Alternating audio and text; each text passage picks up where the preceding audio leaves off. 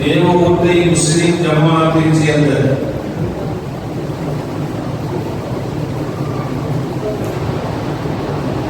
மஹல்லாக்களில் புதிதாக மௌலவி ஆபில் ஆலிம் பட்டம் பெற்று வந்திருக்கக்கூடிய உலமா பெருமக்களுக்கு முஸ்லிம் ஐக்கிய ஜமாஅத்தின் சார்பாக நடத்தப்படுகிற இந்த பாராட்டு விழா நிகழ்ச்சியினுடைய தலைவர் அவர்கள்,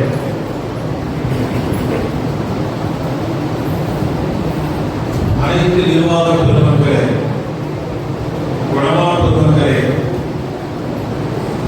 புதிதாக ஓதி முடித்து மனனம் செய்து ஆலிம்களாகவும் ஆப்பிள்களாகவும் இந்த ஊருக்கும் மகல்லாவிற்கும் சமூகத்திற்கும் குடும்பத்திற்கும் பெருமையை தந்து கொண்டிருக்கக்கூடிய பழமையான புதிய உலமாக்களே ஆகியவர்களே, எல்லாம் அந்த அல்லாஹ்வின் பெருமையினால் இந்த நிகழ்ச்சி நமது முஸ்லிம் ஜமாத் சார்பாக ஏற்பாடு செய்யப்பட்டிருக்கிறது. அல்ஹம்துலில்லாஹ், உண்மையிலேயே பாராட்டு விழா நிகழ்ச்சிகளை ஏற்பாடு செய்திருக்கக்கூடிய முஸ்லிம் ஜமாத்துக்கு நம்முடைய பாராட்டுகளை வாழ்த்துக்களை தெரிவித்துக் கொள்கிறோம்.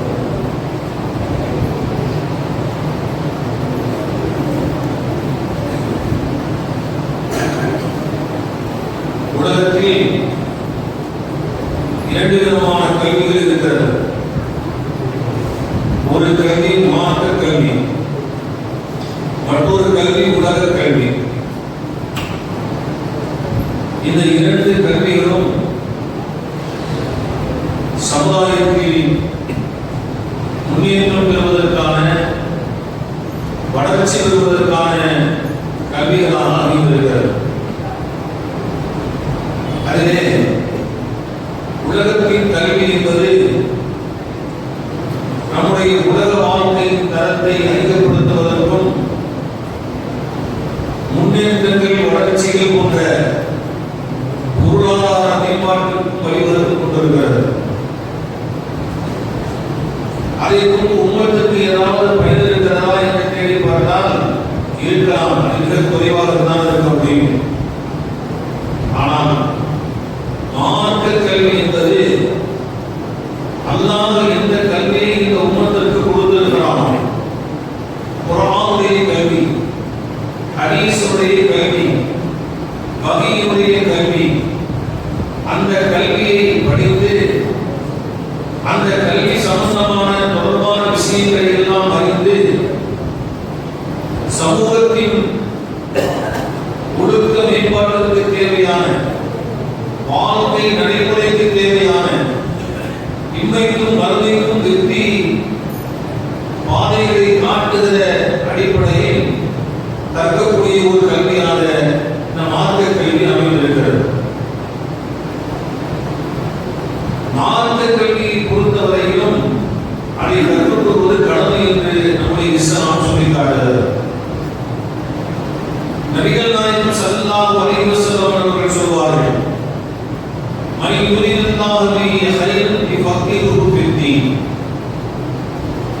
எவருக்கு அல்லாஹ் நன்மையை நாடுகிறானோ அவருக்கு மார்க்கத்தின் விளக்கத்தை கொடுத்து விடுகிறான் என்று சொன்னார்.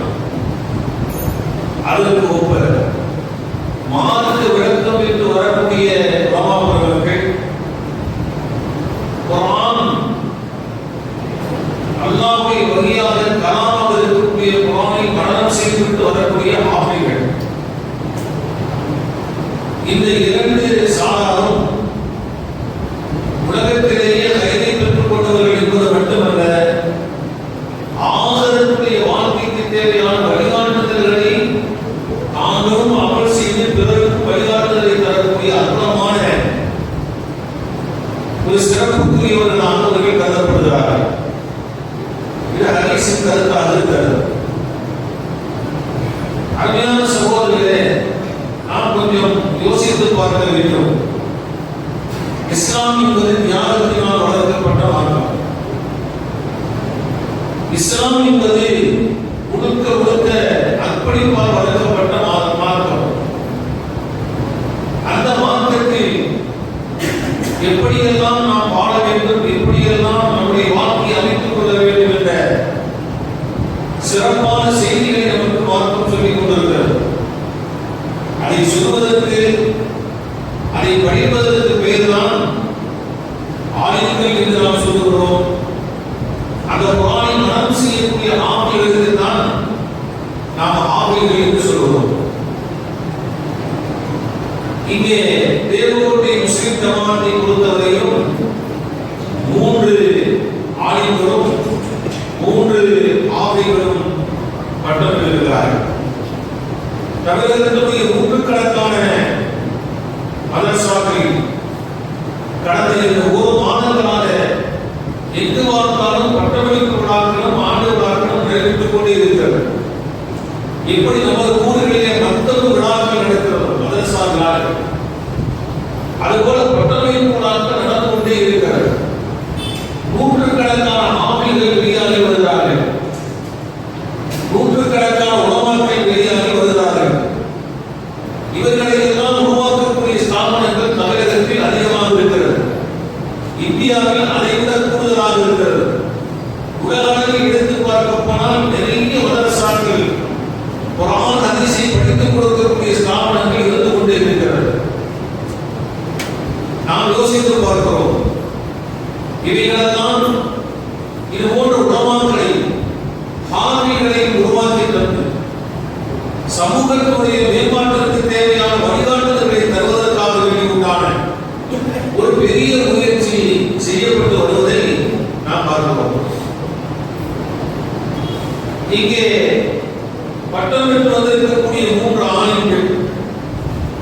பெற்று வந்திருக்கக்கூடிய 3 ஹாஃபிர்கள் இனிமேல் அவர்கள் ஆலிமுக்கு படித்து ஆலிம் பட்டம் பெற்று வர வேண்டும். ஆலிம் முடித்தவர்கள் தங்களுடைய பணிகளை தொடங்குவதற்கு தேவையான ஏற்பாடுகளை அவர்கள் செய்ய வேண்டும். அவனையுக்கு ஹெக்கவட்ட பகது ஊக்கிய கைரன் ததீரா. குர்ஆனில் அல்லாஹ் தஆலா சொல்றான், யாருக்கு இந்த குர்ஆன் ஹதீஸ் மார்க்கத்தின் ஞானம் கொடுக்கப்பட்டிருக்கிறதோ அவர்கள் அதிகமான நன்மைகளை வழங்கப்பட்டு விட்டவர்கள், அதை தான் நாடியவர்களுக்கு தான் அல்லாஹ் கொடுக்கிறான் என்று சொல்றான்.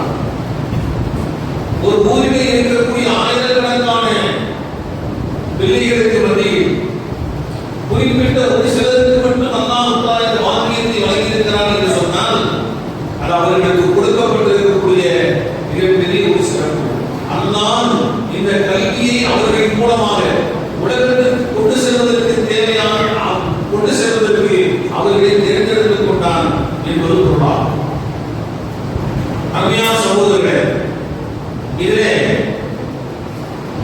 3 ஆமிகளும் 3 விதமான மதரசாக்களிலே படித்து பட்டம் பெற்று வந்திருக்கிறார்கள். நிபுணர் செய்து பட்டம் பெற்று வந்திருக்கிறார்கள். 3 ஆலிம்கள். ஒருவர் அல் புகாரி சென்னையில், அப்துல் ரஹ்மான் மௌலவி முகமது இலியாஸ் அல் புகாரி சென்னையில் படித்து பட்டம் பெற்றிருக்கிறார். மௌலவி அப்துல் ரஹ்மான் அத்தாயி அவரும் சென்னையில் படித்து பட்டம் பெற்றிருக்கிறார். மௌலவி முகமது ஹனீஃப் ஹக்கானி அவர் தேர்வுமன்றத்திலே படித்து பட்டம் பெற்றிருக்கிறார். ஆக இந்த 3 பேருக்கும் ஆலிம்கள் தான். அவர்கள் ஓதிய மதரசாக்கள், படித்த மதரசாக்களை முன்வைத்து அவர்களுக்கு பெயர்கள் ஹக்கானி என்றும் அல் புகாரி என்றும் அத்தாயி என்றும், அல்லது வெவ்வேறு மதரசாக்களிலே படித்திருந்தால் வாக்கியத்தை பொறுத்தவரையும் வாக்கவி என்றும், மீனூரிலே படித்திருந்தால் இஸ்மாயில் என்றும், லாம்பேட்டையிலே படித்திருந்தால் நம்பி என்றும் மதரசாக்களுடைய பெயர்களை வைத்து அவர்களுக்கு அந்த சனதிலே அந்த பட்டங்கள் வழங்கப்படுகிறது. ஆனால் சொல்லிக் கொடுக்கப்படக்கூடிய கல்விகள் அனைத்தும் ஒன்றுதான். குர்ஆன், ஹதீஸ், ஃபிக்ஹ், அதற்கு தேவையான விளக்கங்கள், சரியத்து சட்டங்கள், மார்க்க விளக்கங்கள் இவைகள் போதிக்கப்படுகிறது. இப்ப நாம் யோசித்து பார்க்க வேண்டும். பட்டம் பெற்று வந்திருக்கக்கூடிய இந்த உலமா பெருமக்களுக்கு ஒரு தனி பெரும் சிறப்பு இருக்கிறது. ஆங்கிலர்களுக்கு தனி பெரும் சிறப்பு இருக்கிறது. இங்கே எனக்கு முன்னாடி பேசிக் கொண்டிருந்த மௌலவி அவர்கள் ஆங்கிலர்களுக்கு எவ்வளவு பெரிய சிறப்பு இருக்கிறது, ஆங்கிலர்களுக்கு எவ்வளவு பெரிய சிறப்பு இருக்கிறது, இந்த ஆங்கிலங்களையும் ஆங்கிலங்களையும் வரவேற்று அவர்களை கண்ணியப்படுத்தக்கூடிய இந்த உமராக்கள், இந்த நிர்வாகிகள், முஸ்லிம் ஜமாத்துக்கு என்ன பெரிய சிறப்பு இருக்கிறது என்பதை பற்றி எல்லாம் மிக தெளிவான முறையில் அவருக்கு குறிப்பிட்டார். நபி அவர்களை நேசித்தால் நபியும் அவர்களை நேசிக்கிறார்கள். நபியவர்களோடு யாரும் நபி யாரை நேசிக்க வேண்டும் என்று கருதுகிறாரோ அவர் நபியை நேசிக்க வேண்டும். ஆனால் நம்முடைய உலமா பெருமக்களாக இருக்கட்டும், ஆசிரியர்களாக இருக்கட்டும், இவர்கள் நபிமாருடைய வாரிசுகளாக இருக்கிறார்கள். அது உலமாவும் வரசத்தும் அன்பியா. இந்த உலகத்தில் எவ்வளவோ செல்வங்கள் இருக்கிறது. அந்த செல்வங்கள் எல்லாம் மிகச் சிறந்த செல்வம் குர்ஆனுடைய செல்வம். அந்த வாக்கியங்கள் எல்லாம் மிகச் சிறந்த வாக்கியம் குர்ஆனுடைய வாக்கியம்.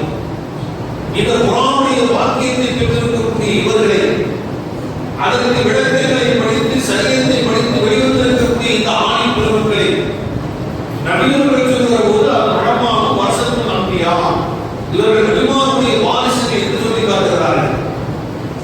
இந்த உலகத்தில் நபிமார்கள் வந்தார்கள், சமுதாயத்தில் பணி செய்தார்கள், மக்களை அல்லாஹ்வின் பக்கம் அழைத்தார்கள், ஈமானுடைய தொடர்புள்ளவர்களாக மாற்றினார்கள். அதற்கு தேவையான பல்வேறு தியாகங்களை அவர்கள் செய்தார்கள். அதுபோல யாருக்கு இந்த கல்வி கொடுக்கப்பட்டிருக்கிறதோ அப்படி இந்த கல்வி கொடுக்கப்பட்டவர்கள் அந்த நபிமாருடைய வாரிசுகளின் அடிப்படையில் அவர்கள் என்ன செய்ய வேண்டும்? இந்த பணியை அவர்கள் மேற்கொள்ள வேண்டும். இவர்கள் எந்த விதமான எதிர்பார்ப்புக்கும் அவர்கள் ஆளாகிவிடக்கூடாது. எந்த விதமான எதிர்பார்ப்புக்கும் அவர்கள் ஆளாகிவிடக்கூடாது. இந்த சமுதாயம் எதிர்பார்ப்புக்கு உள்ளவர்களாக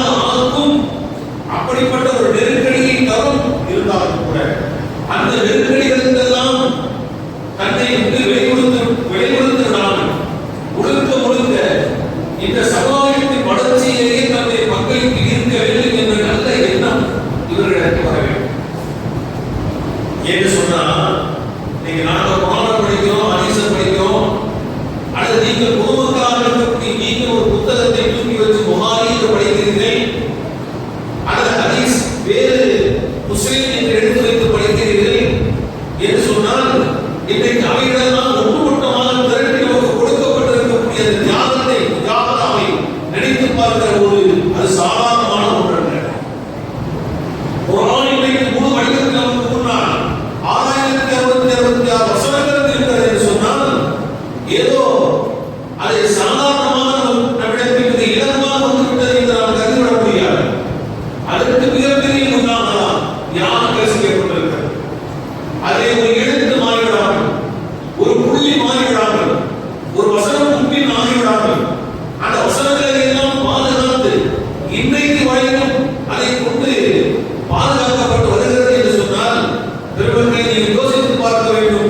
அல்லாஹ்வுடைய வேதமாக இருக்கக்கூடிய அல் குர்ஆன் சரி எந்த அளவுக்கு இந்த உலகத்தில் பாதுகாக்கப்படுகிறது, எந்த ஒவ்வொருவரும் எவ்வளவு பெரிய அறிஞனாக இருந்தாலும், எவ்வளவு பெரிய கல்வியில் தேர்ச்சி பெற்ற ஆற்றல் மிக்கவராக இருந்தாலும், அறிவியலில் சிறந்தவராக இருந்தாலும், அல்லது இலக்கியங்களில் மிகச் சிறந்த வல்லமை பெற்றவராக இருந்தாலும், குர்ஆன் என்று வருகிற போது அந்த குர்ஆனுக்கு நிகரான அந்த குர்ஆனில் இருக்கக்கூடிய வசனங்கள், அந்த வசனங்களுக்கு நிகரான ஒரு வசனத்தை கொண்டு வர முடியாது. வேண்டாம் பார்க்கலாம், கொண்டு வாருங்கள் என்று இன்றைக்கு வரையும் குர்ஆன் சவாலித்துக் கொண்டிருக்கிறது. தௌராத்திலே, இன்ஜீலிலே, மற்ற வேதங்களிலே என்ன வேண்டாலும் செய்து கொள்ளலாம், யாரும் எதையும் கண்டுகொள்ள மாட்டார்கள். கண்டுகொண்டாலும் கூட அவர்களுக்கு எதுவும் தெரியாது. அவருடைய பாதிரிமார்களும் அந்த வேதத்தை படித்துக் கொடுக்கக்கூடிய ஆசிரியர்களும் எதை சொல்கிறார்களோ அப்படி அவர்கள் நம்பிவிட்டு போய்விடுவார்கள். ஆனால் குர்ஆனுடைய விஷயத்தில் அந்த விளையாட்டு நடக்காது. என்று சொன்னால் இன்றைக்கு உலகத்தில் இருக்கக்கூடிய ஆஃபீஸ்களின் மூலமாக இன்றைக்கு இந்த குர்ஆன் பாதுகாக்கப்பட்டுக் கொண்டிருக்கிறது. இந்த குர்ஆன் பாதுகாக்கப்பட்டுக் கொண்டிருக்கிறது.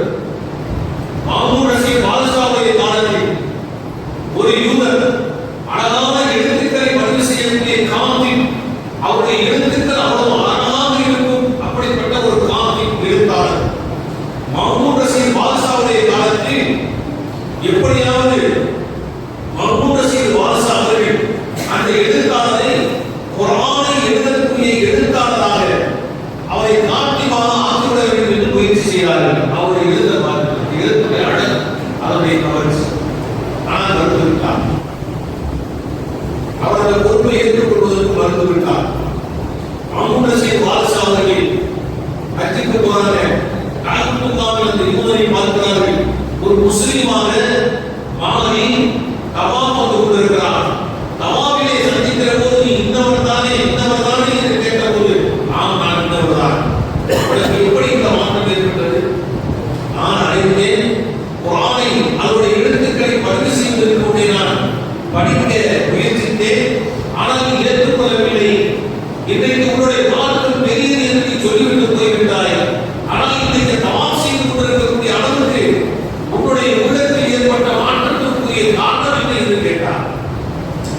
சொன்னாரு, நம்ம சுருக்கமாக சொல்றோம், தௌராத்தாக இருக்கட்டும், பைபிளாக இருக்கட்டும், எந்த யூத நசாராக்களுடைய வேதமாக இருந்தாலும் சரி, அவைகளெல்லாம் எழுதி என்னுடைய கலங்களினால், என்னுடைய சொந்த மன இச்சைப்படி சில சொல்லுதல்களை அதிகப்படியான அல்லது குறைந்த விஷயங்களை எல்லாம் அதிலே நான் செலுத்தி அவர்களுக்கு கொண்டு போய் கொடுத்தேன்.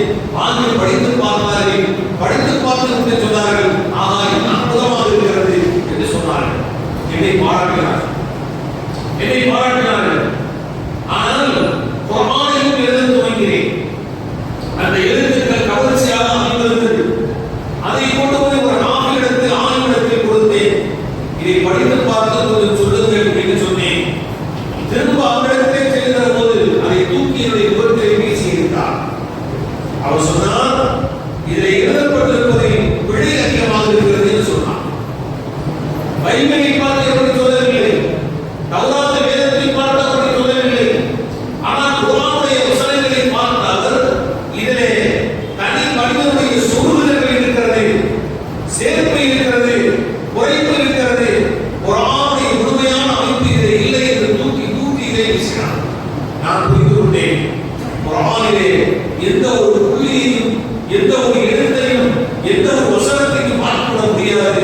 அந்த அளவிற்கு இந்த குர்ஆன் இந்த ஹாஃபிஸ்களின் மூலமாக பாதுகாக்கப்பட்டுக் கொண்டிருக்கிறது.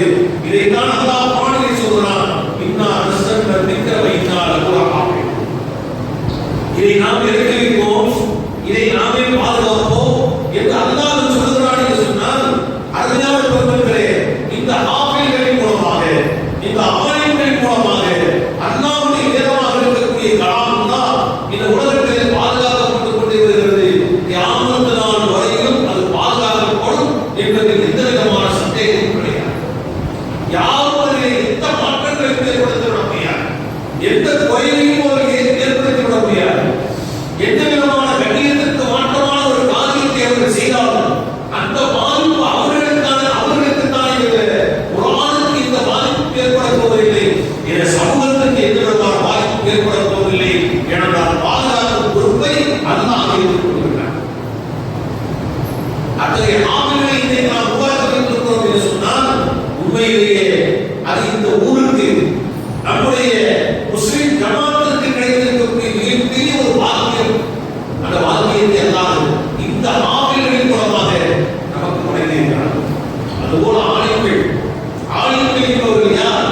அந்த குர்ஆனுடைய விளக்கங்களை படித்தவர்கள், ஃபிக்ஹுடைய சட்டத்தை படித்தவர்கள், ஹதீஸ்களை படித்தவர்கள்.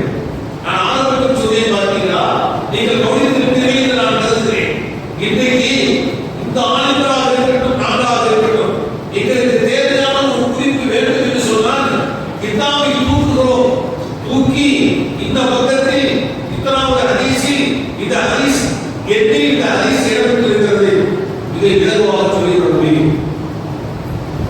அப்படி இலகுவாக சொல்லிவிட முடியும், படித்துவிட முடியும் என்பதற்கு தேவையான முறையில் தான் இமாம் பெருமக்கள் நன்றாக வழங்கிக் கொள்ள வேண்டும். இமாம் பெருமக்கள் என்று சொன்னால் அது புகாரியாக இருக்கட்டும், முஸ்லிம் ரஹ்மத்துல்லாஹி அவர்களாக இருக்கட்டும், அபூ தாவூத் ரஹ்மத்துல்லாஹி அலைஹி அவர்களாக இருக்கட்டும், சிகாய் சித்தா என்று சொல்லப்படக்கூடிய ஆதாரபூர்வமான கிரந்தங்களை பதிவு செய்த அந்த ஹதீஸ்களை தொகுத்து வழங்கியிருக்கக்கூடிய உலமா பெருமக்கள் அந்த அத்தனை பேர்களும் இந்த ஹதீஸ்களை எல்லாம் எப்படியெல்லாம் திரட்டி கொண்டு வந்து கொடுத்திருக்கிறார்கள் என்று சொன்னால் அங்கே இருக்கிற அந்த யாருடைய அர்ப்பணிப்பை நம்மால் சொல்லிவிட முடியாது.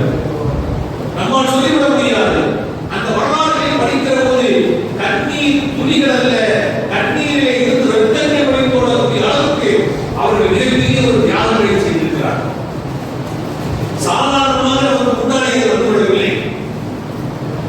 அருமையான பெருமக்களே, இதே ஹதீஸ்களை, இதே ஆயாத்துக்களை எங்கெல்லாம் யாரெல்லாம் இருக்கிறதோ அங்கெல்லாம் போய் தேடி தேடி பார்த்து சஹாபா பெருமக்களுக்கு மத்தியிலேயே, சஹாபா பெருமக்கள் அவர்களுக்கு மத்தியிலேயே ஒரு ஹதீஸ், இந்த ஹதீஸ் இன்னாரிடத்தில் இருக்கிறது, ஒரு ஆயத் இன்னாரிடத்தில் இருக்கிறது என்று சொன்னால் அதற்கு பல மாதங்கள் பயணம் செய்வார்கள், வாகனத்தை பயணம் செய்வார்கள், பசியோடு பயணம் செய்வார்கள், தாகத்தோடு பயணம் செய்வார்கள். சென்று யாரிடத்தில் அந்த ஹதீஸ் இருக்கிறதோ அவர் நம்பிக்கைக்குரியவராக இருந்தால் அவரிடத்தில் இருந்து அந்த ஹதீஸை கொண்டு வந்து உம்மத்துக்கு அறிவிப்பு செய்வார். அதற்கு ஜாபிர் அப்துல்லாஹ் ரலியல்லாஹு அன்ஹு சொல்லக்கூடிய ஒரு விஷயத்தை பாருங்கள். அவர்கள் சொல்கிறார்கள், நான் மதீனாவில் இருக்கிறேன், அப்துல்லாஹ் இப்னு அனீஸ் என்று சொல்லக்கூடிய ஒரு சஹாபி ஷாமிலே இருக்கிறார். அந்த ஷாமிலே இருக்கக்கூடிய அந்த சஹாபிக்கு ஒரு ஹதீஸ் கிடைத்திருக்கிறது. அப்படி அவருக்கு ஒரு ஹதீஸ் கிடைத்திருக்கிறது. அவர் மூலமாக தான் அந்த அறிவிக்கப்படும். நபிகள் நாயகம் ஸல்லல்லாஹு அலைஹி வஸல்லம் நாவிலே இருந்து வருகின்ற அந்த வார்த்தைகளை தன்னுடைய காதுகளில் கேட்டு அவர் மனனம் செய்து வைத்திருக்கிறார். அவர் தான் அதை அறிவிக்கக்கூடிய அறிவிப்பாளர் என்ற கவனம் எனக்கு வந்தபோது நான் என்ன செய்தேன் தெரியுமா? ராபின் அப்துல்லாஹ் சொல்கிறார், நமக்கு முன்னால் ஒருவருமோ அவருக்கு முன்னால் ஒருவர் யாருக்கு தெரியாது. அதனால அவருடைய ஒப்புக்கு முன்னால், நம்முடைய ஒப்புக்கு முன்னால் நம்மிடத்திலிருந்து அவருக்கு கிடைத்திருக்கக்கூடிய அந்த ஹதீஸை நாம் போய் பெற்று வர வேண்டும் என்று சொல்லி அதற்காக ஒரு வாகனத்தை ஏற்பாடு செய்து கிட்டத்தட்ட 1 மாத காலங்கள் பயணம் செய்து நான் டிமிஸ்கு சென்றேன் என்று சொல்கிறார்கள். அவருடைய வீட்டுக்கு போன போனேன். அங்கே காவாலி இருக்கிறதை சொன்னேன். இந்த மாதிரி நாவில் வந்திருக்கிறார், பதினாவிலே இருந்து என்று சொல்லுங்கள், நான் அவரை சந்திக்க வேண்டும். அதே போல அவர் போய் சொன்னார். அப்துல்லா இப்னு அனீஸ் ரலியல்லாஹு தஆலா அவர்கள் வெளியே வந்தார்கள். வந்தவர்களை பார்த்தபடி ஆனந்தா செய்து என்னோடு முசாபஹா செய்து என்னை உபசரித்தார்கள். அப்ப நான் சொன்னேன், அப்துல்லா இப்னு அனீஸ் அவருடைய சகோதரர்களே, நான் இவ்வளவு தூரம் பயணம் செய்து வந்திருக்கிறேன். ஒரு மாத காலமாக ஒரே ஒரு ஹதீஸ் உங்களிடத்தில் இருக்கிறது. அந்த ஹதீஸை நான் தெரிந்து கொண்டு போக வேண்டும் என்று நான் இருக்கிறேன். எனவே அந்த ஹதீஸை எனக்கு அறிவித்து கொடுங்கள் என்று கேட்கிறார். உடனே அந்த ஹதீஸை சொல்றாரு. அந்த ஹதீஸ் என்ன தெரியுமாங்க? யுக்ஸர் நாசு யௌமுல் கியாமா உராம. இந்த ஒற்றை ஹதீஸ் தான்.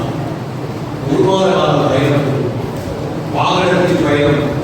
இன்றைய கூட நவீன பயணங்கள் அல்ல, நவீன வாகனங்கள் கிடையாது. அந்த ஒற்றை ஹதீஸ் என்ன சொல்கிறது? நாளை மறுமை உலகத்தில் அனைத்து மக்களும் நிர்வாணிகளாக அல்லாஹ்வுடைய சமூகத்தில் இருப்பார்கள், எழுப்பப்படுவார்கள்.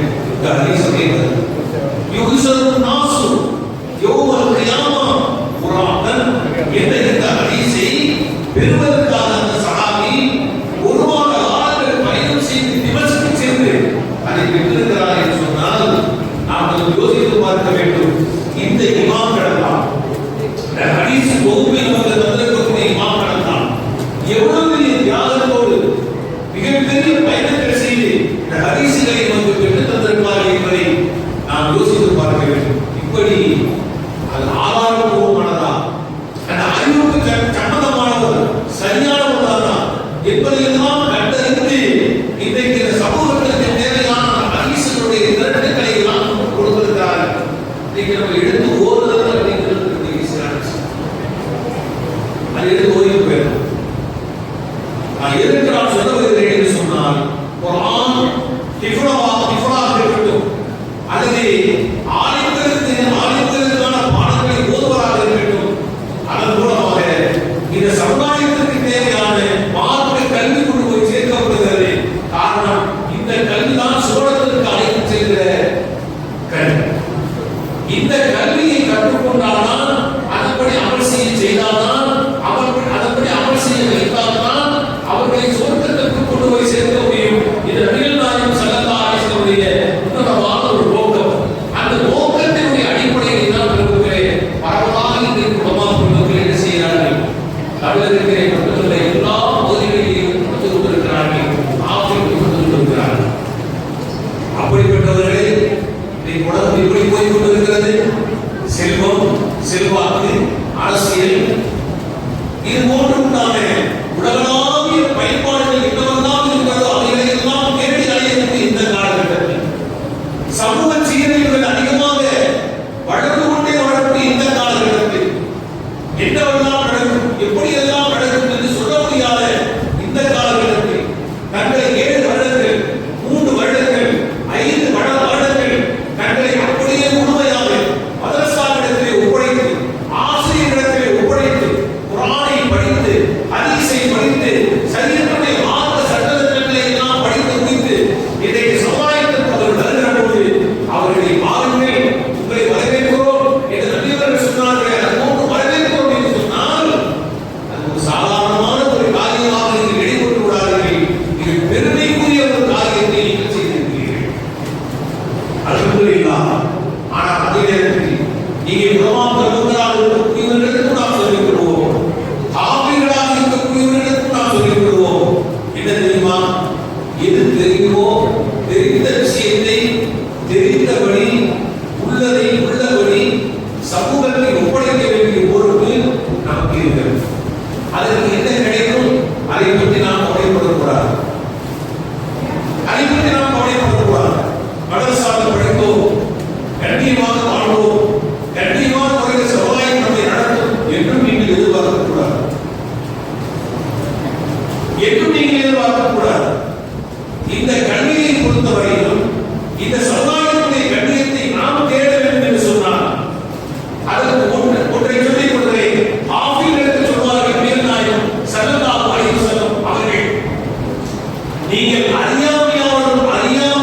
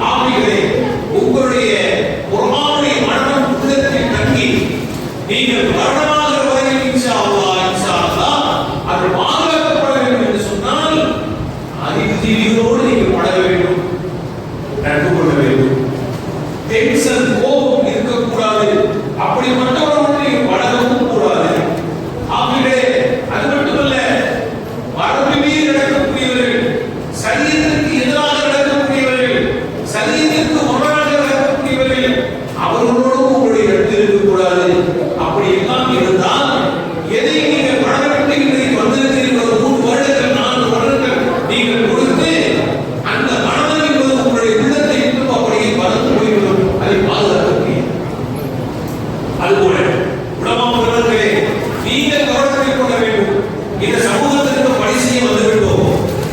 அது இமாமத் பணியாளர் கூட இருக்கிறார், அல்லது இப்னு பணியாளர் கூட இருக்கிறார், அல்லது மக்கள் பணியாளர் கூட இருக்கிறார். எந்த பணியாக இருந்தாலும் இந்த பணியை செய்வதற்கு தேவையான கல்வியை கொடுத்ததும் இந்த சமூகம் தான். இந்த சமூகம் கொடுத்த சந்தாக்கள், இந்த சமூகம் கொடுத்த அர்ப்பணிப்புகள், இந்த சமூகம் தந்திருக்கக்கூடிய நன்கொடைகள், இந்த சமூகம் நமக்கு தந்திருக்கக்கூடிய உணவுகள், உபசரிப்புகள், அவைகளை கொண்டுதான் இன்றைக்கு இந்த கல்வியை படித்து வளர்ந்து நாம் வந்திருக்கிறோம் என்று சொல்லுகிற போது இந்த சமுதாயத்தினுடைய ஏற்றதாகவே நீங்கள் பார்க்கக்கூடாது. இந்த சமுதாயத்தினுடைய முன்னேற்றங்களுக்கு நம்மால் என்ன செய்ய முடியும் என்ற தியாக உணர்வுகளுக்கும் அர்ப்பணிப்பு உணர்வுகளுக்கும் நாம் கற்றுள்ள வேண்டும். அதுக்கு என்ன தேவை? ஒரு 4 விஷயங்கள் நடந்திருக்க வேண்டும். மௌலவிமார்கள் இருக்காங்க, அவங்க விவசாயத்தில் நிறைய கேட்டு நிறைய தெற்கு வந்துக்கிறாங்க. அதனால எல்லாத்துக்கும் என்ன சொல்லிக்க போறாங்க, கேட்டு வந்ததுதான் சொல்ல போறாங்க. மௌனம் வரும், ஆசாரமும் வரணும், ஆயுஷாரமும் வரணும். கவனிக்கலாமா? பாராட்டு பாராட்டு இன்றைக்கு பாராட்டலாம், நாளைக்கு இதே சமூகம் எப்படி இருந்தாலும் உங்களை பயன்படுத்தலாம். ஆனால் அப்படியெல்லாம் பயன்படுத்தக் கூடாது, முறையாக பயன்படுத்த வேண்டும் என்று சொன்னால் நாம் எப்படி அமைந்துள்ள வேண்டும். அரசாங்கம் மட்டும் கட்டுப்பாடு, நம்முடைய சமுதாயத்தை பணி செய்ய விட்டால் அவர்களும் நமக்கு கட்டுப்பாடு இருக்க வேண்டும். இப்ப நாம் வந்து இமாம், முன்னோடி, நாம் வழிகாட்டி, அப்புறம் மாமா, அதற்கு எப்படி நடக்கிறாங்களோ அதற்குள்ளதான் மக்கள் இருப்பாங்க. அதற்கு ஒரு சின்ன உறவுனாலும் சரி அதை குறைய பேசுவாங்க. அதற்கு சொல்றாங்க கீழாடைய திரட்டைக்கு கீழே கட்டக்கூடாதுன்னு சொல்றாங்க. அவரை பார்த்து எப்படி கீழே கட்டிட்டு வர்றாங்க. கை கட்டைய முழங்கைக்கு மேல தூக்கக்கூடாது, அதற்கு குடும்ப படிக்கிறான்னு சொல்லி கொடுக்குறாங்க. ஆனா அவங்க எப்படி பார்த்த கை சொல்லிட்டு வர்றாங்க. சுண்ணத்துக்கு நம்பிக்கை அதற்கு ஒரே சொல்றாங்க. அவர் பார்த்து காமம் சொல்றதுக்கு எவ்வளவு நேரத்துக்கு வர்றாங்க. சில சீதேவிகளுக்கு எதை கண்டுகிறாரு, நீங்க கற்பனை கட்டா அனுமதிக்கான கற்பனை கட்டி கொடுத்து போயிட்டே இருப்பாங்க. சில சீதேவிகள் இருக்கிறாங்க, அதற்கு வர்றது, போறது, பாத்திரம் போறது, வர்றது, உட்கார்றது, எந்திரிக்கிறது, ஒரு செய்யறது, சுண்ணம் சொல்கிறது, அம்புட்டை பாலமாக இங்க வாழ்க்கை ஒரு 3 பேர்ல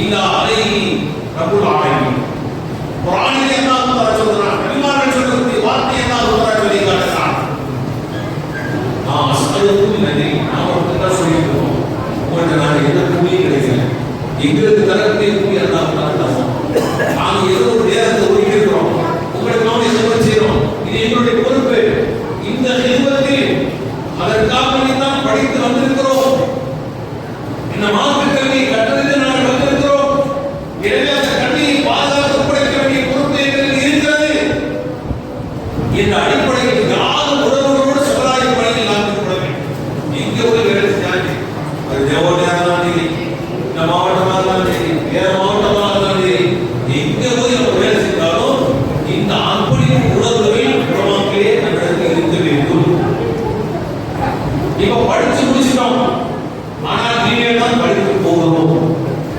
நமக்கு சமூகம் ஒரு பாடத்தை கற்றுக் கொடுக்கும்.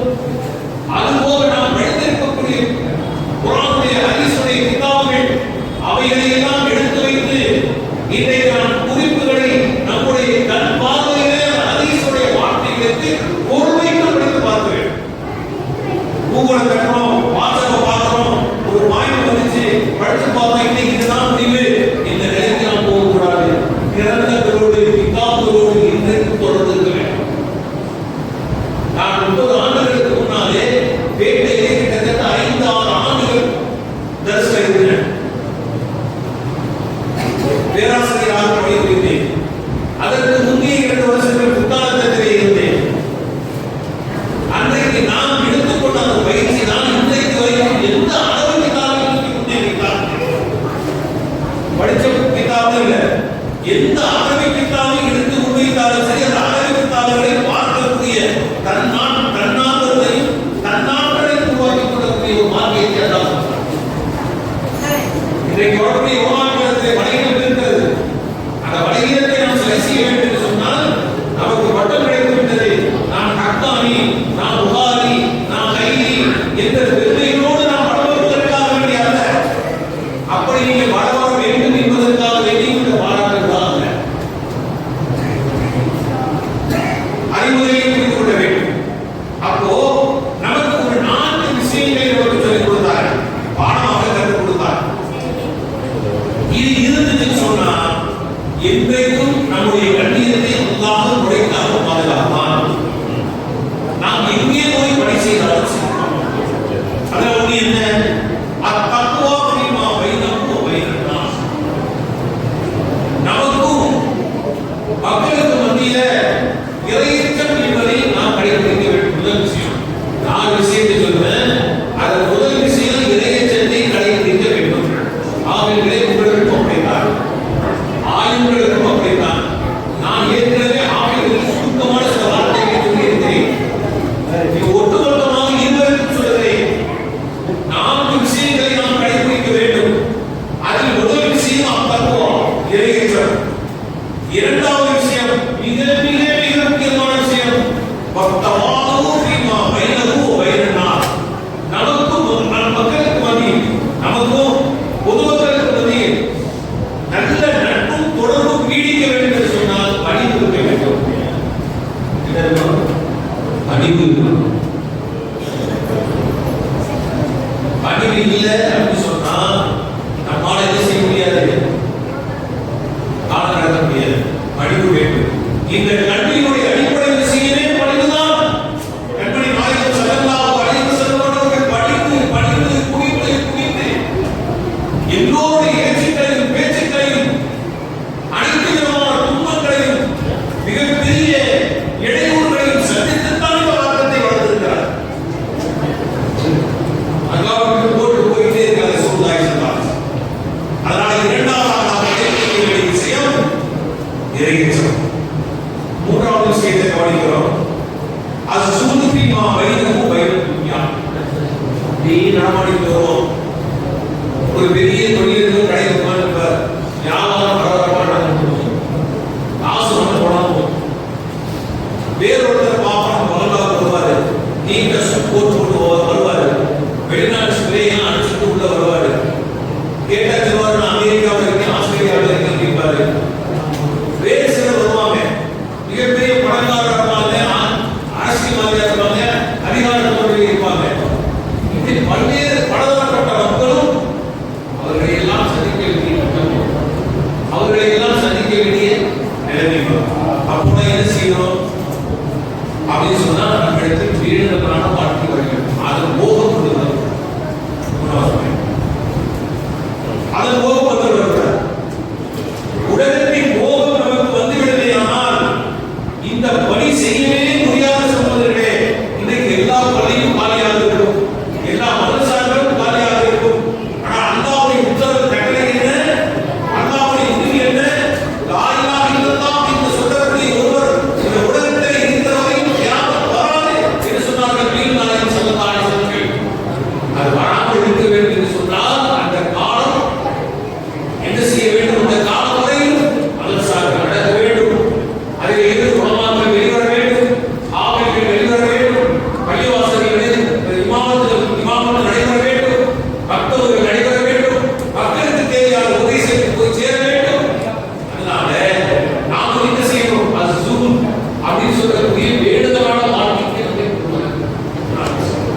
துன்யாவுடைய கோபம் வந்துவிடக்கூடாது, அந்த ஆசை வந்துவிடக்கூடாது. நான்காவது விஷயத்தை நீங்கள் கவனிக்க வேண்டும்.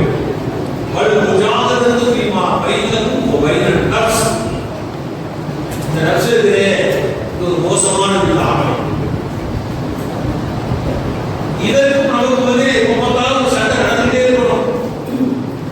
என்ன சம்பளம், என்ன சாப்பாடு, என்ன குடும்பம், இங்க போனா வீடு வாசலை கட்டினான், இப்பெல்லாம் போனா மத்தா ஒரு ஸ்தாபனம் வச்சான்.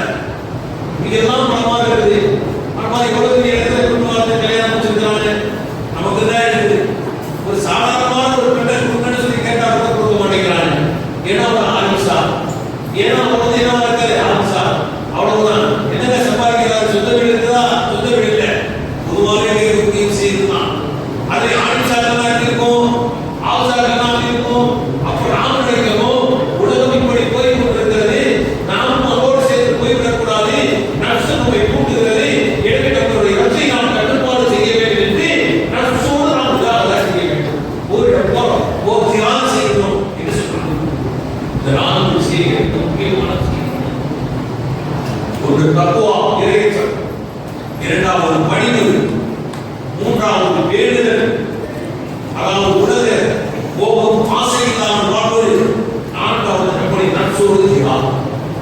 இந்த நான்கு அம்சங்களையும் நம்முடைய வாழ்க்கையில் நாம் கொண்டு வந்து இந்த சமூகத்துடைய பணிக்காக நம்மை தயார்படுத்திக் கொள்கிற போது சகோதரர்களே, இந்த மக்களிடத்தில் இருந்து நமக்கு கிடைக்கக்கூடிய கண்ணியம் கிடைக்கக்கூடிய மரியாதை கிடைத்துக் கொண்டே இருக்கும். எதுவெல்லாம் கிடைக்க வேண்டுமோ அதையெல்லாம் உலகம் கொடுத்துக் கொண்டே இருப்பான், கொடுத்துக் கொண்டே இருப்பான். இவருக்கெல்லாம் தெரியாத விஷயம் அல்ல. நான்கு இமாம்களும் ஹதீஸ் கிரந்தங்களுடைய இமாம்களும் எவ்வளவு பெரிய தியாகங்களுக்கு மத்தியில் வாழ்ந்தார்கள், எதிர்ப்புகளுக்கு மத்தியில் வாழ்ந்தார்கள், சட்டங்களுக்கு மத்தியில் வாழ்ந்தார்கள்.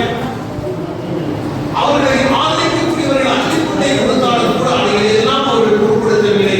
அல்லா அவர்களுக்கு வேதத்தில் வழக்க செய்தான், காலத்தில் வழக்க செய்தான், பொருளாதாரத்தில் வழக்க செய்தான். மாமனார் சாமி ரஹ்மத்துல்லாஹி தஆலா, நீங்கள் கேள்விப்பட்ட விஷயத்தை தான் நான் சொல்கிறேன். மாலிக் ரஹ்மத்துல்லாஹி அவர்கள் பாடம் நடத்தி கொண்டிருக்கிறார்கள். நான் நினைத்து வருகிறேன். மாலிக் ரஹ்மத்துல்லாஹி அவர்கள் பாடம் நடத்தி கொண்டிருக்கிறார்கள். அவங்க மாலிக் பதிலுடைய இமாமுங்க. அவங்க பாடம் நடத்த சொல்லி 10,000கணக்கான மாணவர்கள் உட்கார்ந்துருக்கிறாங்க. இமாம் சாமி ரஹ்மத்துல்லாஹி சாமி பதிலுடைய இமாம் அவங்க போய் அதில் உட்கார்றாங்க. ஒரு ஓரமா உட்கார்ந்தாங்க. பாடம் ஓடிக்கொண்டே இருக்கிறது, நடந்து கொண்டே இருக்கிறது. அவங்க நடந்தது என்ன நடந்தாங்க, ஹதீஸ் பாடத்தை தான் நடத்துறாங்க. நடந்த போதுதான் இவர் என்ன செய்யறாரு தெரியுமா, இமாம் சாமி ரஹ்மத்துல்லாஹி அலைஹி தன்னுடைய நாக்கை நீட்டுகிறார், தன்னுடைய விரலை நாக்கில் வைக்கிறார், அந்த எச்சை தொடுகிறார், தன்னுடைய கையிலேயே அதை என்ன செய்கிறார், பதிவு செய்கிறார். மற்ற மாணவர்கள் எல்லாம் நோட்டு இருக்குது, பேனா இருக்குது, ஹதீஸை குறிப்பிடுகிறாங்க, விளக்கங்களை குறிப்பிடுகிறாங்க. ஆனா இமாம் சாமி ரஹ்மத்துல்லாஹி அலைஹி என்ன செய்யறாங்க, எச்சையை தொட்டு தன்னுடைய கரத்தில் அதை வேறு ஏதோ ஒரு படகை நீ எழுதிட்டே இருக்கிறார். மாலிக் ரஹ்மத்துல்லாஹி அலைஹி இந்த பையன் நம்ம பாடத்துல வந்து உட்கார்ந்து வகுப்புல வந்து உட்கார்ந்து விளையாடுற மாதிரி தெரியுது, விளையாடுற மாதிரி தெரியுது அப்படிங்கிற மாதிரி அவருக்கு ஒரு சிந்தனை இருக்கிறது. உடனே கூப்பிட்டு கேட்டானே, என்ன மாதிரி செஞ்சுட்டு உட்கார்ந்துருக்க அப்படின்னு. நான் பாடத்தை கவனிச்சுட்டு தான் உட்காரு, பாடத்தை முடிச்சுமா அப்படியா, என்ன பாடத்தை கவனிச்சுட்டு உட்கார்ந்துருக்க, எங்க நான் படித்துக் கொடுத்த அந்த ஹதீஸ்களை பாடங்களை எல்லாம் நீ என்ன செய்ய சொல்லிக்காரு, எங்க நான் பாடம் நடத்திக்கிறேன் மற்றவங்க குறிப்பு. ஆனால் இமாம் சாமி ரஹ்மத்துல்லாஹி எந்த குறிப்பும் இல்லை. உடனே என்ன செய்தார் தெரியுமா, மாலிக் ரஹ்மத்துல்லாஹி அலைஹி அந்த வகுப்புல எத்தனை ஹதீஸ்களை மாலிக் ரஹ்மத்துல்லாஹி அலைஹி நடத்துறாங்களோ அத்தனை ஹதீஸ்களையும் வரி வரியாக எண்ணிக்கையோடு சொல்லி தந்தார். அறிவிப்பாளர்கள் அறிவிப்பாளர் அண்ணாமி குறையா, அண்ணாமி குறையா, அண்ணாமி குறையா, அண்ணனசே, அஞ்சாவே என்று அந்த அறிவிப்பாளருடைய பட்டியலோடு அனைத்து ஹதீஸ்களையும் வாச்சார். மாலிக் ரஹ்மத்துல்லாஹி அலைஹி நபிவா வந்தாங்க. எல்லாரும் நோட்டும் பேப்பரும் வச்சு குறிப்பிடுறாங்க, பேனா வச்சு. நீ மட்டும் என்ன விளையாடுற மாதிரி சொன்னாங்க இமாம் சாதிக் ரஹ்மத்துல்லாஹி அலைஹி அந்த நோட்டு குறிப்புக்காக நோட்டு வாங்குவதற்கும் அதை எழுதுவதற்கு பேனா வாங்குவதற்கு எனக்கு இந்த பைசாவும் இல்லை என்று சொன்னார்.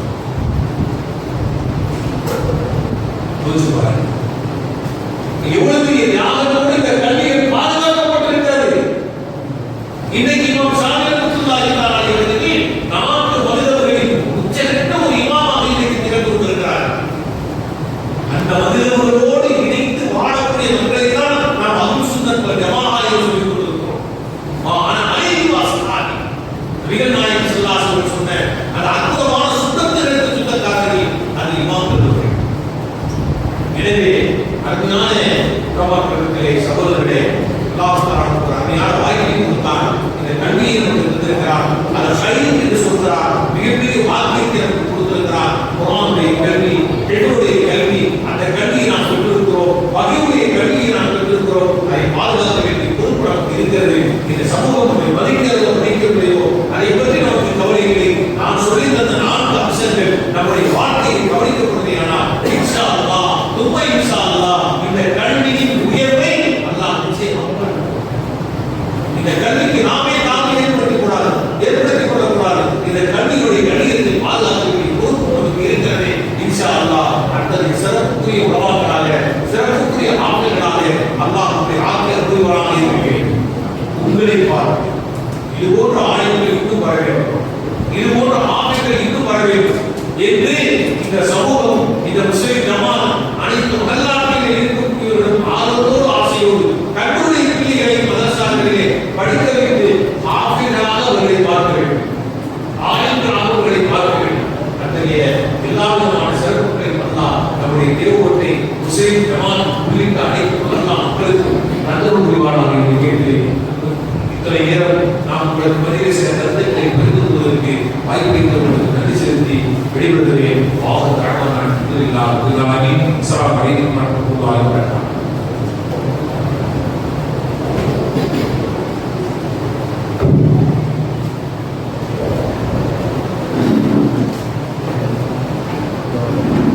நம்முடைய சிறப்பு அழைப்பாளர் மௌலானா மௌலவி பிலால் ஹசரத் அவர்களுக்கு நம்முடைய ஜமாத் தலைவர் கமருல் ஜமாத் முஃப்தா அவர்கள் பொன்னாடை போட்டி கௌரவிப்பார்கள்.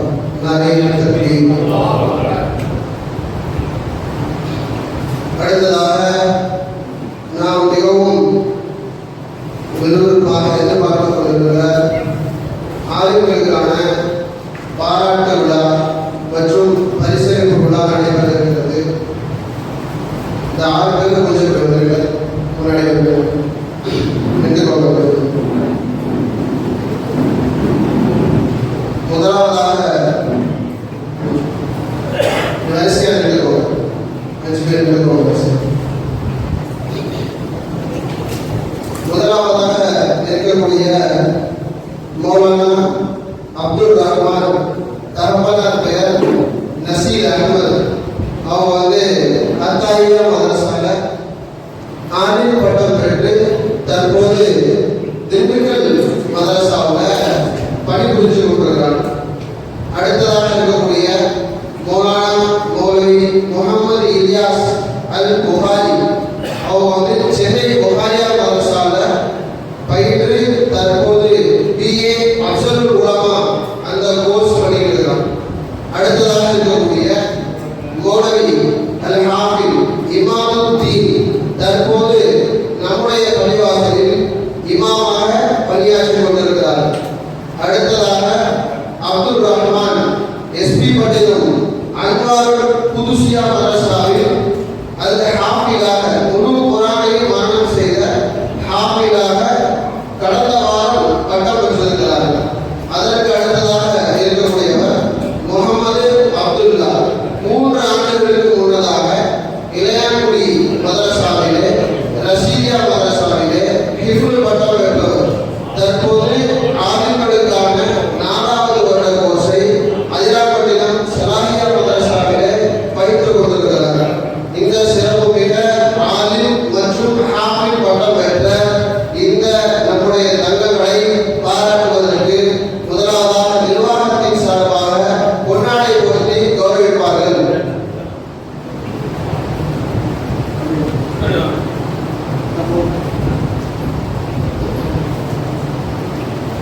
नारे तकबीर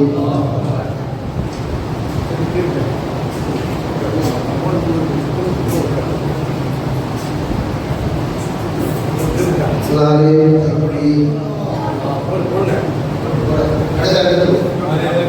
अल्लाहु अकबर எல்லாரும் போட்டு முடிஞ்சோன்னா அப்படியே ஒரு போடாது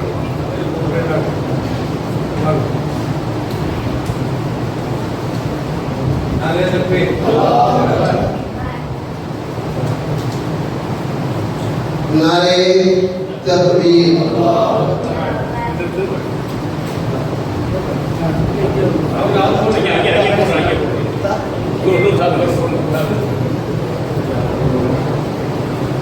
அடுத்ததாக பட்டபட்ச நம்முடைய உலமாக்களுக்கு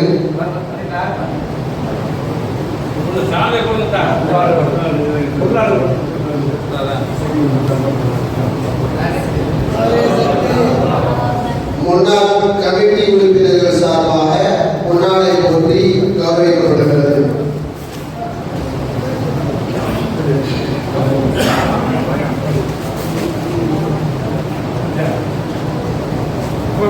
பத்து கடைசி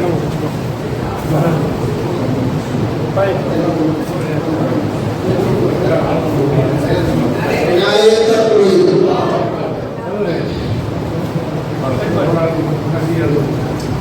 नारे तकबीर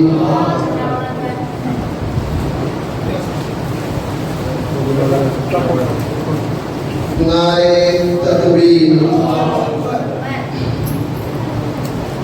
नारे तकबीर اللهم صل على سيدنا محمد النبي الأمي وأزواجه أمهات المؤمنين وذريته وأهل بيته كما صليت على إبراهيم وعلى آل إبراهيم إنك حميد مجيد. الله أكبر الله أكبر الله أكبر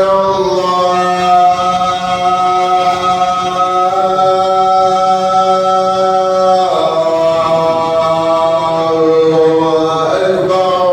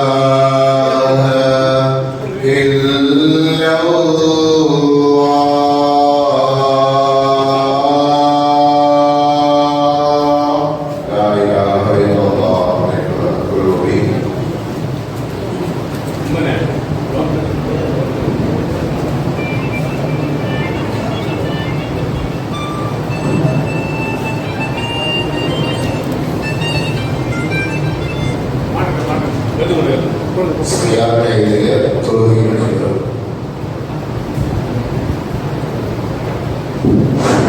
அடுத்ததாக முன்னாள் ஜமாத் தலைவர் முகமது வைத்தியன் அண்ணா அவர்கள் பொன்னாடை போட்டு கௌரவிப்பார்கள். அடுத்ததாக முன்னாள் ஜமாத் பொருளாளர் அத்தா மஹபூப் பாஷா அவர்கள் அன்பளிப்பு செய்து கௌரவிப்பார்கள்.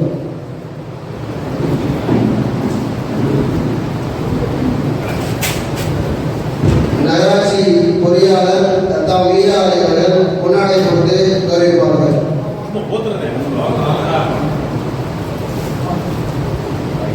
கமிட்டி உறுப்பினர் ஜாயிர் ஹுசைன் அவர்கள் பொன்னாடை பொருத்தி கௌரவிப்பார்கள்.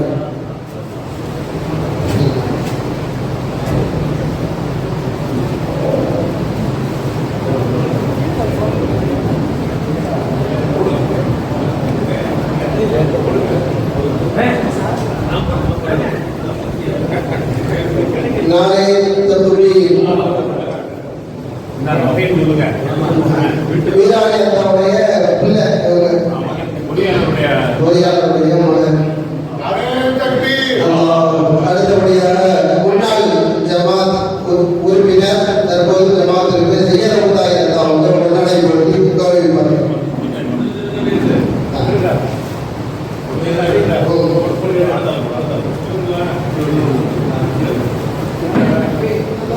தற்போது பொன்னாடை எடுத்துக் கொண்டிருக்கக்கூடிய நசீரனுடைய மகன் முதலில் நிற்கக்கூடிய அப்துல் ரஹ்மான். நாளை தற்பி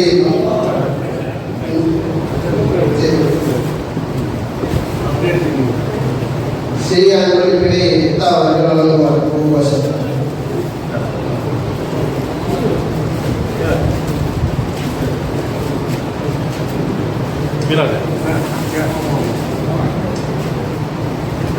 அடுத்ததாக எஸ்டிபிஐ கட்சி தேவகோட்டை நகரத்தின் சார்பாக பட்டம் பெற்ற ஆலிம் மற்றும் ஆபிர்களுக்கு சீரடு மற்றும் பொன்னாடை போட்டி கௌரவிக்கப்படுகிறது.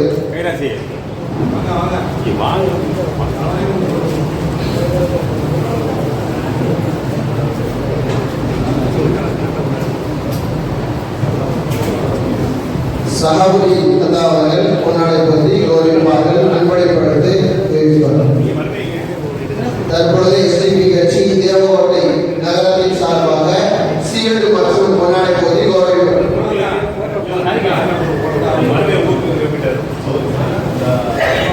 மௌலானா அவருடைய மருமகன் ஆலிம் என்பதா அவருடைய பரிசினை மௌலானா பெறுகிறார்.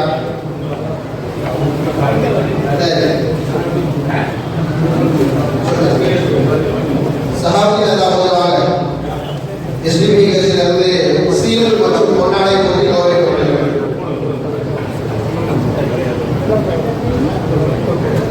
நாரே தக்பீர்,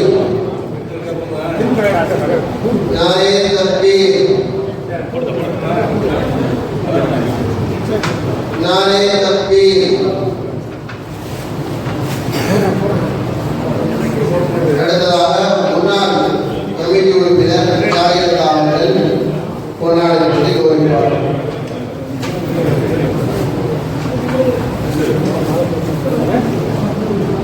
சீல்டு வழங்கி கௌரவிக்கப்படுகிறது. எஸ்டிபி கட்சி நகரத்தின் சார்பாக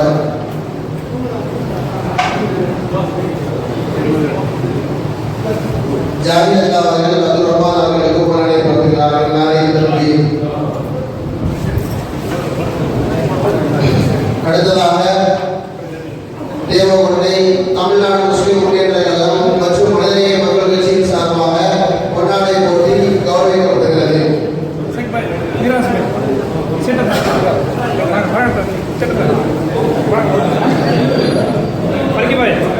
அபு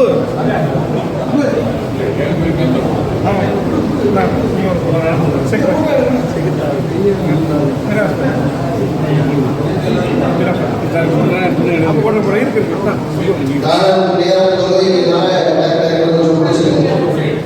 பொன்னாடை போட்டி முடிச்சிருங்க. தனித்தனியா போட்டோகள் எடுக்கலாம். போட்டோ எடுத்துக்கோங்க. அடுத்ததாக தமிழ்நாடு முஸ்லிம் முன்னேற்ற கழகம் மற்றும் மனிதநேய மக்கள் கட்சியின் சார்பாக பொன்னாடை போட்டி கௌரவிக்கப்படுகிறது. நாளை தக்பீர், நாளை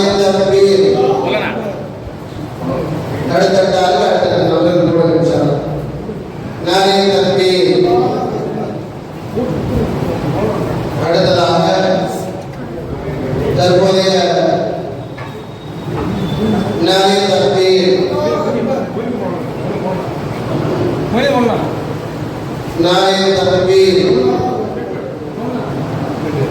அடுத்ததாக மருமகனுக்கு பதிலாக மாமா பெறுகிறார் பொன்னாடை. நாரே தக்பீர். அடுத்ததாக ஆரிஃப் மற்றும் ஹாஃபிஸ் பட்டவர்கள் நமது உலமாக்களுக்கு தன்னுடைய அன்பளிப்பை வழங்குகிறார் ராஜா ஹுசேன் அலி. ராஜா ஹுசேன் அலி தன்னுடைய அன்பளிப்பை வழங்குவார்கள். ராஜா ஹுசேன் அவர்கள்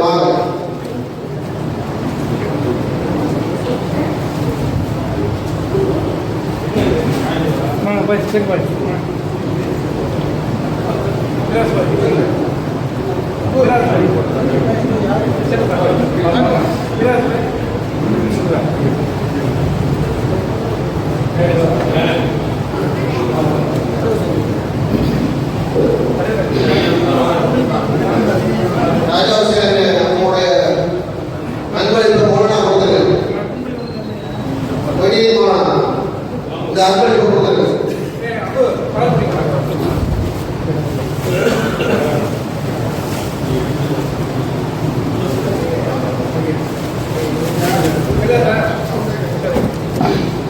ராஜா ஹுசேன் அவருடைய அன்பளிப்பை மொய்தீன் அவர்கள் வழங்குகிறார்கள். அடுத்ததாக ஜமாத் நிர்வாக உறுப்பினர் வீரதாசன் அவர்கள் பட்டம் பெற்ற ஆலிம் மற்றும் ஹாஃபிஸ்களுக்கு அன்பளிப்பு வழங்குவார்கள்.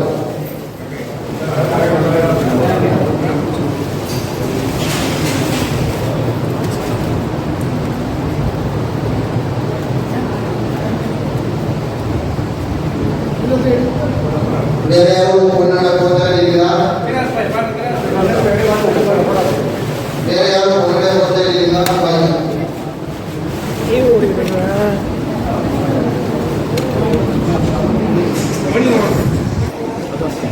நம்முடைய ஜமாத் தலைவர் அவர்களுக்கு தமிழக சேர்ந்த அவர்கள் பொன்னாடை பெற்றுக் கொண்டிருப்பார்கள். நாரே தக்பீர். ஜமாத் தலைவர் அவர்களுக்கு சேர்ந்த அவர்கள் பொன்னாடை பெற்றுக் கொண்டிருப்பார்கள். அடுத்ததாக இந்த நிகழ்ச்சியினுடைய இறுதியாக மௌலானா முகமது மொய்தீன் அவர்கள் துஆவை நிறைவேற்றுவார்கள்.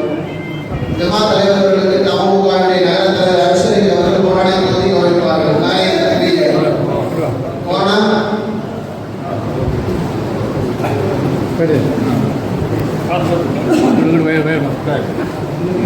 இந்த நிகழ்ச்சி நடைபெற்ற ஒத்துழைப்பு செய்த செயலாளர் அவர்களுக்கு மௌலானா மொய்தீன் அவர்கள் பொன்னாடை போட்டி கௌரவிப்பார்கள்.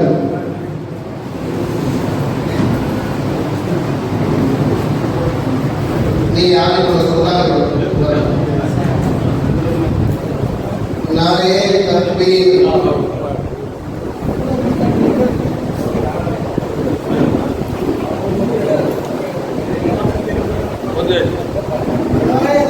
நாரே தக்பீர். இறுதியாக மௌலானா அவர்கள் துஆவுடன் நிகழ்வு நிறைவேறும்.